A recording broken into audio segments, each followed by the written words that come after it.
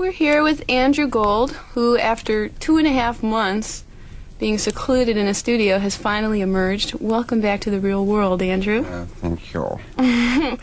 Tell me how you enjoyed producing your first record. This is your third record, of course, but the first time you actually were responsible for the production of it. Was that hard? It wasn't as hard as I thought it was going to be. When I first started doing it, the first 3 weeks, I kept just having, nothing was going wrong, but I just kept having general sort of insecurity attacks. Going, well, I should get Peter Asher, who produced the last one, back in and produce it, because I had a hit with him. What am I doing? I should be, or I should get Charles Plotkin, who produced my first one, who's been a longtime friend, but nothing really was going wrong. But I just had, I just sort of felt insecure about it, although I knew in my heart of hearts that I could do it. But after that 3-week period, I felt fine about it. In fact, I actively enjoyed it, not having to answer to anybody. And the main reason that I wanted to do it was just to not have to go through a middleman to get my ideas on tape, which is sometimes it's real good to have somebody to sort of edit and sort of guide you along. But I found that I'm objective enough so that I don't really feel at all times. I mean, I may do another album with somebody else producing, but I don't really need to collaborate in that way with somebody else, although I did use somebody who you know very well, Brock Walsh, as sort of a co-producer, because I needed somebody to just have some ideas to bounce around with. Can you explain how that relationship actually worked in the studio? I mean, you would be in the studio singing something, and then would you actually run back into the control booth and decide yes or no, or would Brock do that? Or well, no, Brock would. In other words, I'd be out there if we were doing basic tracks or any recording where I was out in the studio as opposed to the booth. You can't really hear what it's coming out like, and if you keep running back and forth, it just gets to be a drag, and you can't get the flow going. You can't get it to, sometimes it's nice to do if you're doing and redoing one part of a vocal or an instrumental bit. It's nice to be able to just do it very quickly, and if you keep running back and forth, it just sort of slows everything up, and you really need somebody to be in the booth listening and being able to tell you sort of how it's going, to a certain extent. Although I did a certain amount of that running back and forth. But so Brock basically listened and was the ears, and really just sort of told me how it was going, and he would say, well, this idea is not working. I mean, it really was more or less a co-production kind of relationship.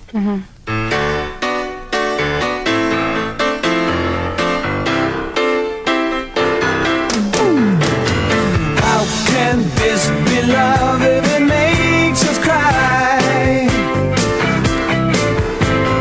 How can this be love if it makes us cry? I thought love was everything,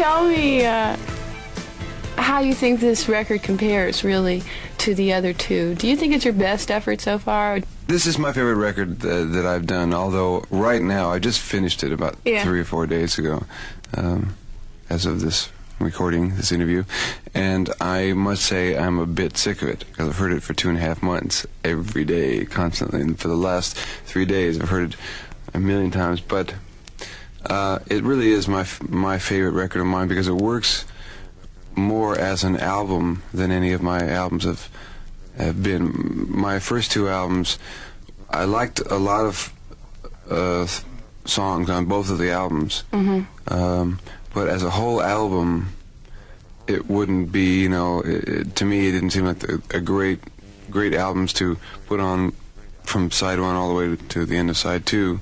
And this album is much more like that. It's much more personal album because of producing it myself, and it's all. I also like it because it's recent tunes, and I always like my latest work the best, because it's the freshest to me. Do you feel like just in terms of actually writing music, how do you feel you've grown? I mean, in other words, you sat down one day and quickly whizzed off "Lonely Boy," and that turned out to be a terrific hit single for you. Has your writing, your approach to writing, actually changed recently? Have you learned to incorporate new things when you're able to discipline yourself and sit down at your piano, or is it generally the same? Well, no. See, sometimes it comes real quickly, and like "Lonely Boy" was written in it was just sort of you sit down and suddenly it all comes out, and you finish the lyrics and everything. And I love doing that because then I can listen back at the song with almost as if I had never written it myself. So it's like so I could really hear it, as opposed to slaving over a song. By the time it's all finished, I mean, it's not like hearing a song fresh. You have no idea what it sounds like to anybody else.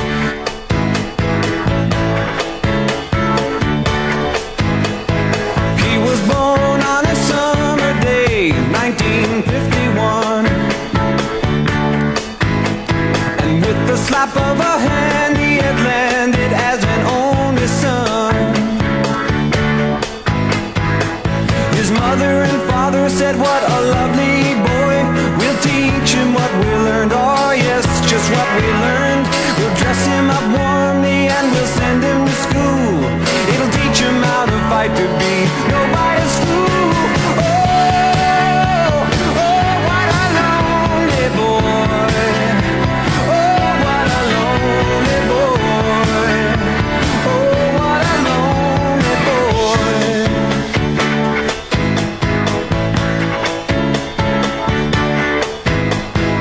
In the summer of '53, his mother brought him a sister. We must attend to her needs, she's so much younger than you. Well, he ran down the hall and he cried. Oh, how could his parents have lied when they said he was their only son? He thought he was their only one. Oh, what a lonely boy.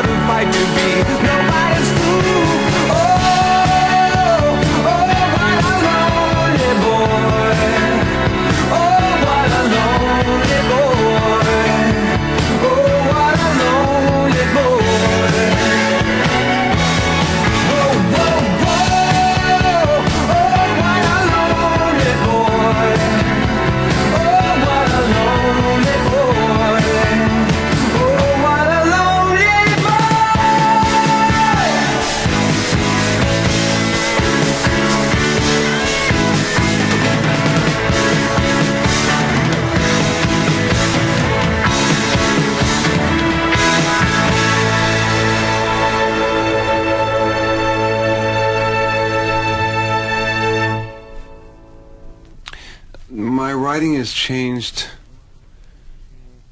I mean, the actual style of songs is starting to just, melodically, musically, and lyrically stretch out. But the process is pretty much the same. There's always a couple songs which, at the time of writing, I didn't know whether it was coming out well at all. And then listening after I recorded, I suddenly realized, this song's fine, in fact, one of my favorite songs on the album, on the new album, was a song. Actually, two of my favorite songs on the album are songs that I wrote 2 days before I recorded them. Because when we went in to record the album, I only had about 6 songs written, or 5 songs written. There's 2 songs by other people, and Brock and I collaborated, of course, on the song Genevieve. But so that I wrote 2 of the songs and then recorded them like 2 days later. So it was, by the time it was all finished and recorded and mixed, it was still, those songs are still pretty fresh to me, which I love that, so I can just sort of enjoy it myself as an audience might, or, a listener. One of the songs that you wrote most recently, Never Let Her Slip Away, that's got an incredible percussion track. Can you explain how you did that? Oh, well, it was it's funny because I was just listening to the Queen record, which goes the song "We Will Rock You," which has these huge kick drums and clapping tracks. It kind of goes poof, poof, crack, poof, poof, crack. And I listened to it right after I written this song. It was within a matter of days, and I went, oh no. But mine's a slightly different thing. But basically, what we did is Brock and I went to the studio, and I pounded on the wall for the sort of kick drum, downbeat, and Brock clapped, and we did that 22 times. And then on top of that, we added all kinds of tape echo and delay. This huge group of people all clapping perfectly in time. And then we made a tape loop of that, just going over and over and over again. So that's clapping and pounding against the wall 22 times throughout the whole track. Yeah, it was fun.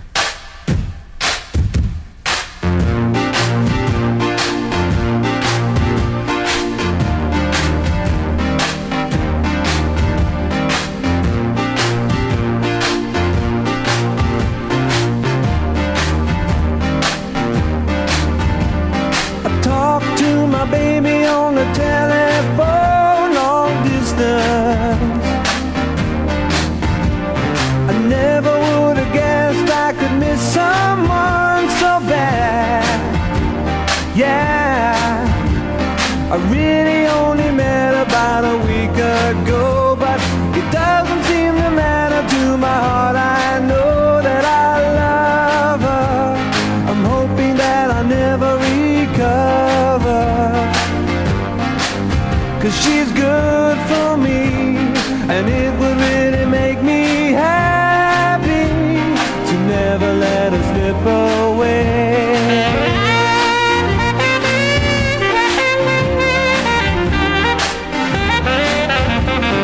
I feel like a kid with a teenage crush on a school day. On a school day, I feel like the leading Romeo and Juliet.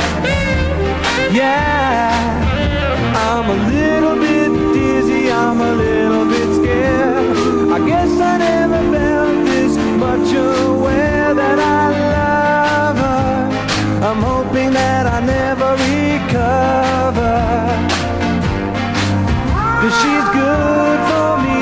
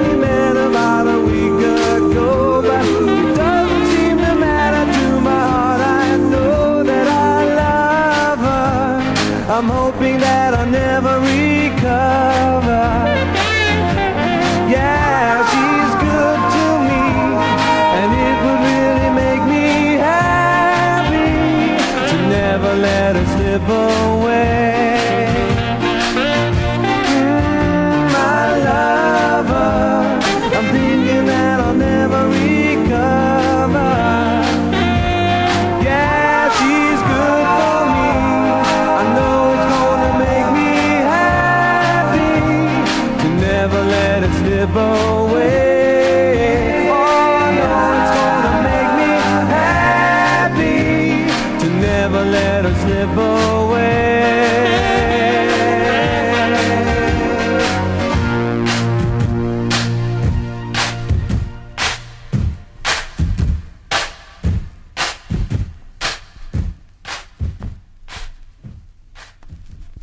On there's one song in particular that I love, and it's an incredible contrast to what was recorded on your first record, namely Endless Flight, which was during a period when you had this fear of flying. Now you've come way over to the other extreme on Oh Urania, Take Me With You, or Take Me Away. Take Me Away. And sort of Andrew Gold's answer to Steven Spielberg. Can you sort of explain that? Urania, Well, you explained to me before, is the goddess Urania, of astronomy. Yes, the muse of astronomy. Muse of astronomy, right? Yeah, Urania. It's just, actually, you know, a lot of these things have much more mundane origins. Basically, I had this song which went, you know, I was looking up at the stars, and I wanted to see Close Encounters of the Third Kind a lot. And I just was into this whole sort of science fiction thing for about 2 weeks. I couldn't wait. I was dying. I still am dying to, you know, I would love that to happen to me, what happens to Richard Dreyfuss in Close Encounters, which is basically meet an alien and go away on a spaceship for a while, at least. I really do have a desire before I die to go into space, to see outer space. But, you know, to the moon, Alice. Bang, zoom.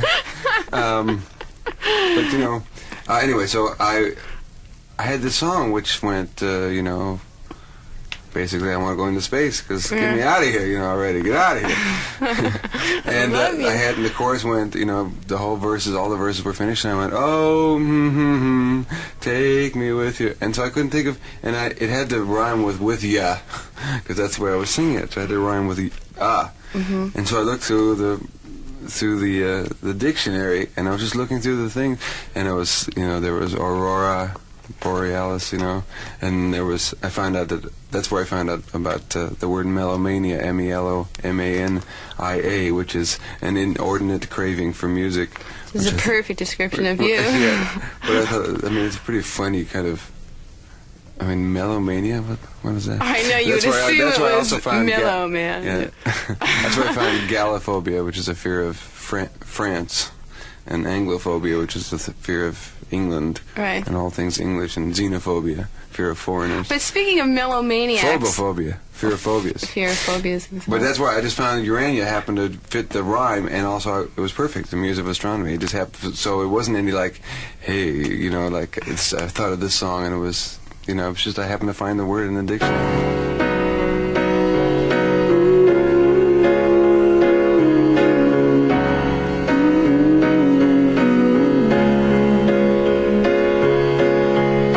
100 million billion stars up in the sky.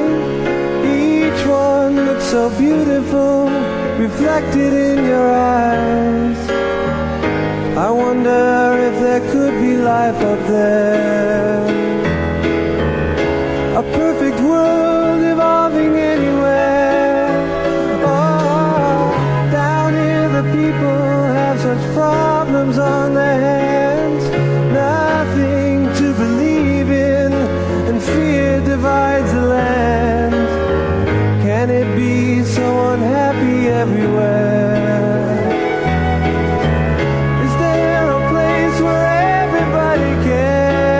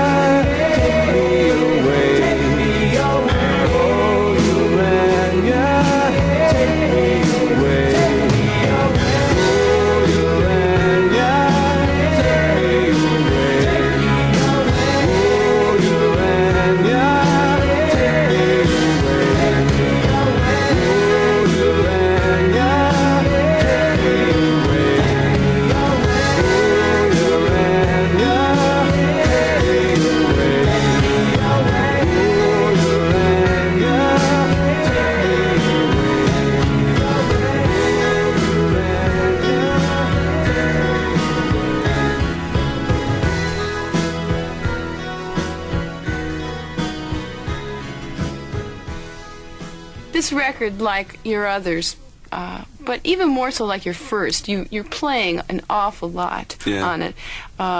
Greed. Yeah, Greed. Is that why you do that?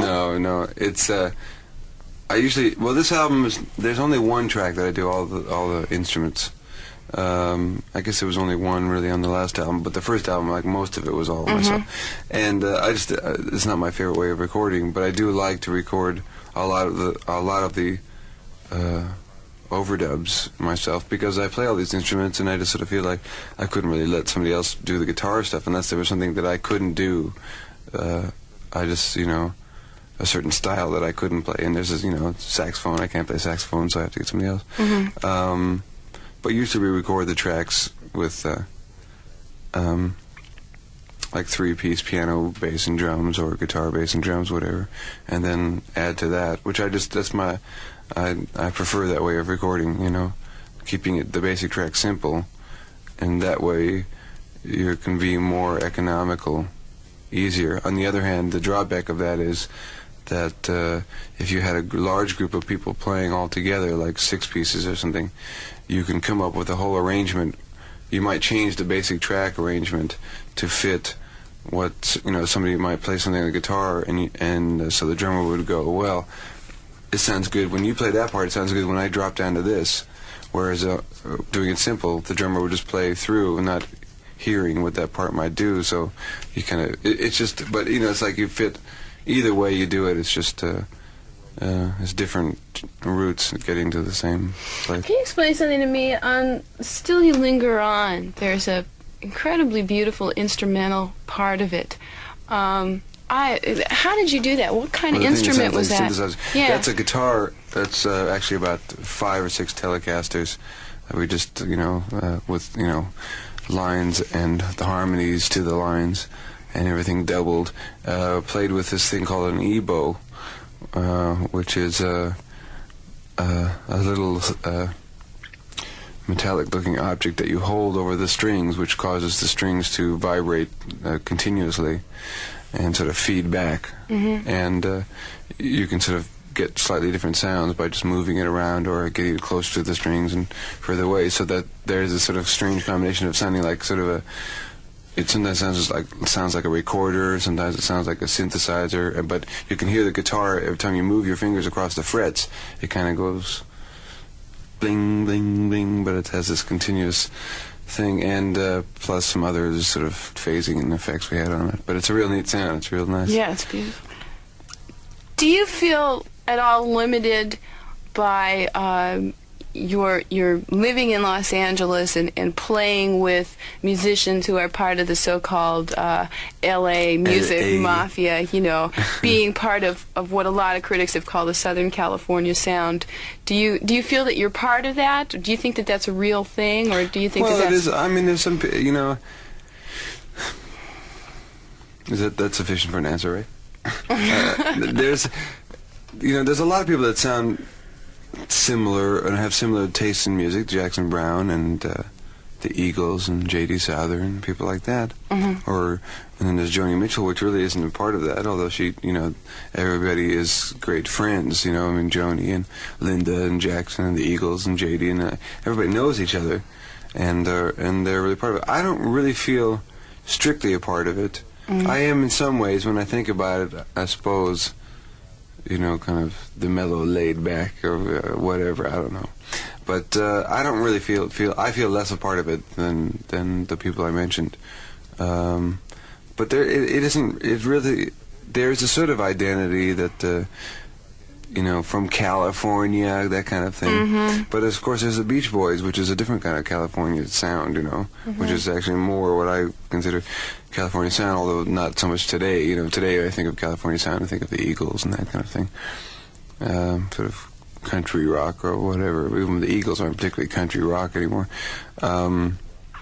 It's mainly, I think, that people outside California consider California rock to be California rock. Here in California, amongst those people, there isn't that much of a... there's the people who have similar interests have similar types of music. Warren Zevon and Jackson, whatever. There's a certain kind of thing. But I don't really feel that much of a part of it. But it doesn't. I don't feel limited by it. I don't care one way or the other. But Well, speaking of the Beach Boys, there certainly is one song that on the record that this album has a lot of Beach Boy influence. I don't know why it turned out like it did, but Thank You for Being a Friend, Thank You for certainly. Being a Friend. But there's bits of How Can This Be Love, you know, where it sounds for a second like the Beach Boy. I just I'm going through a Beach Boy phase, you know. Again? You know, I mean, there's bound to be my three favorite groups of all time have been the Beatles, the Byrds, and the Beach Boys. So, plus the Rolling Stones, but I can't. It's not really. I can't sing like Mick Jagger at all, but I can try to sing like the Beatles or the Beach Boys or the Byrds.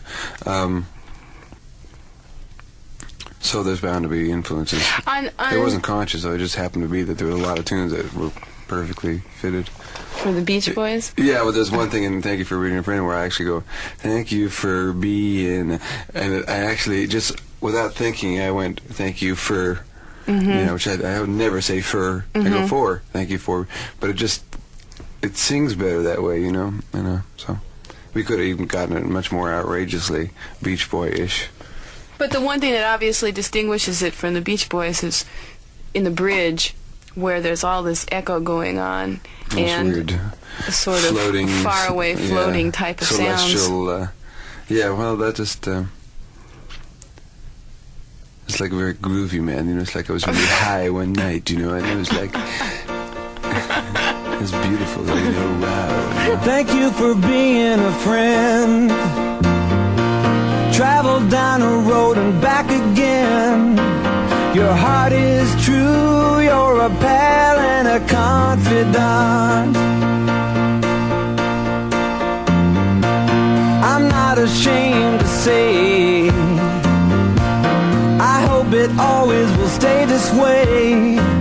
My hat is off, won't you stand up and take a bow? And if you threw a party, invited everyone you knew, well, you would see the biggest gift would be from me, and the card attached would say, thank you for being a friend. Thank you for being a friend. Thank you for being a friend. Thank you for being a friend.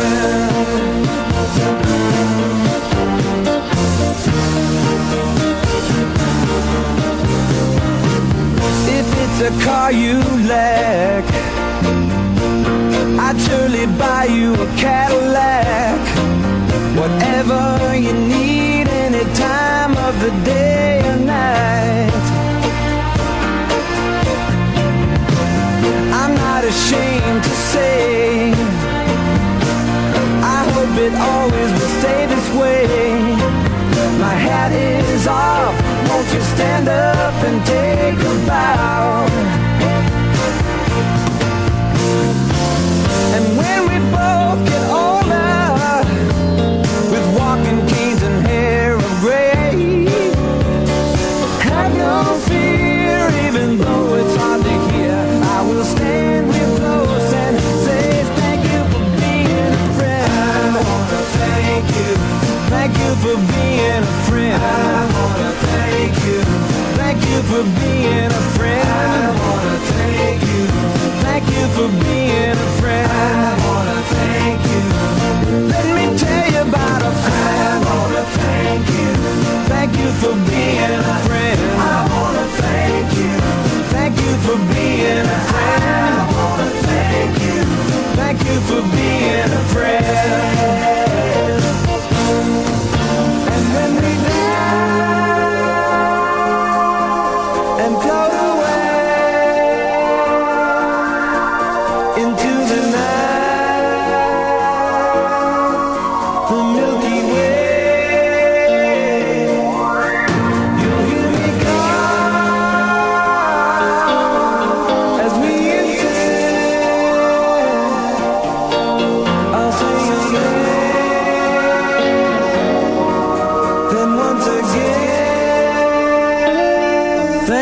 for being a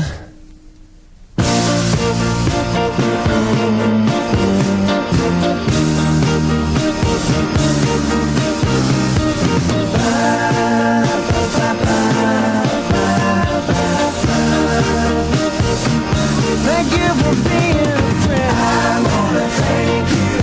Thank you for being a friend. I wanna thank you. Thank you for being a friend. I wanna thank you. Thank you for being a friend. People, let me tell you about a friend. I wanna thank you. Thank you for being a friend. I wanna thank you. Thank you for being a friend. I wanna thank you. Thank you for being a friend. Oh, I wanna tell you about a friend right now. Thank you for being a friend. Thank you for being a friend. Thank you, thank you, thank you for being a friend.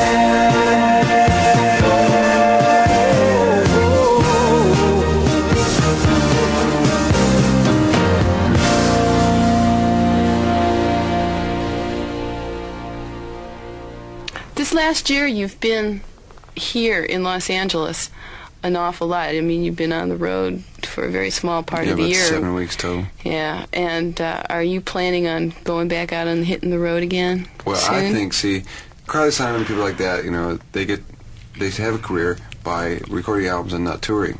But I'm thinking of having a whole career by not touring and not recording records.